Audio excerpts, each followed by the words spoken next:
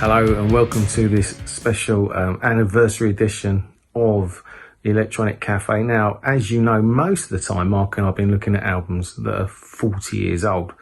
We've changed it up a little bit because this particular album is so good, but we again couldn't believe this is 20 years old. To expand on what Andy said, we've decided to review and to celebrate this album now, as it is such a special album for both of us, and a 20-year reappraisal seems fitting.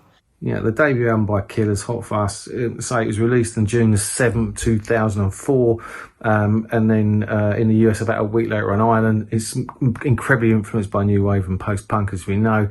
So why is this album so special? Well, me and Andy used to go and see the Killers all the time. We saw them at least half a dozen times before the release of Hot Fuss in tiny 300-400 capacity venues in London, the Garage, Camden Barfly, the Dublin Castle. The Killers were playing these clubs all the time, and they were literally back and forwards across the Atlantic and playing the UK every few weeks. We were in there throughout the growth in the small clubs, up to Shepherd's Bush Empire, to the Forum, right up to their headline slot at the V Festival in 2009. These were great days. The Killers were absolutely brilliant. I love this album and I always will. It's one of my favourite albums of all time.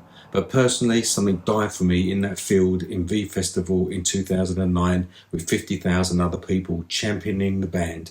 I knew it was over. Selfishly, I felt that I'd lost my band. It spawned 4 brilliantly commercial, successful singles in Mr. Brightside, Somebody Told Me, all these things that I've done, and Smell Like You Mean It. You know, 4 absolute belting tracks. The album reached number 7 in the Billboard 200 in the US and number 1 in the UK.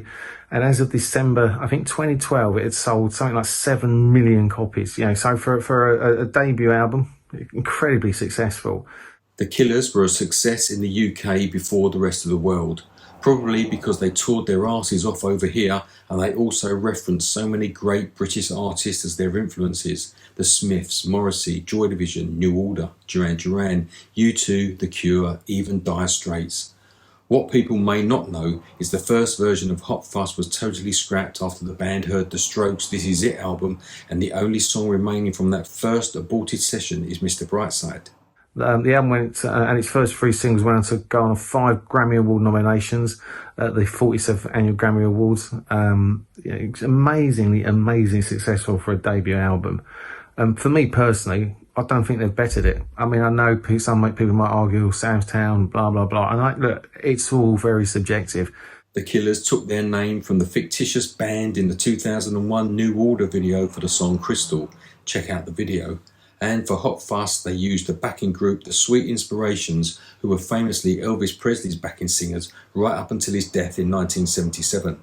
However, coming from Las Vegas, that makes total sense. When I first heard this, and I think Mark, talking for Mark, although I wouldn't normally, but I'm sure I can vouch that Mark probably felt exactly the same with this album. I just think it's a really, really good, great synth pop rock album with very, very good commercial tracks on it. And it kind of stirred those sounds of like Duran Duran meets Interpol, but with their own blend of sort of synth rock pop, this album. They kind of, they made a statement here with this album, and, you know, so here we are, we're going to be a massively big global band, and obviously they are. I think Mr. Brightside's the track that to this day everyone wants to hear when they see them live. Yeah, it's the one that raises the roof. And a major success, to say, for a debut album, and one worth revisiting if you get the time. So I just want to say, from the Electronic Cafe, from Mark, my brother, and myself, happy birthday, Hot Fuss. Hot Fuss, what a record. One day you'll be a man.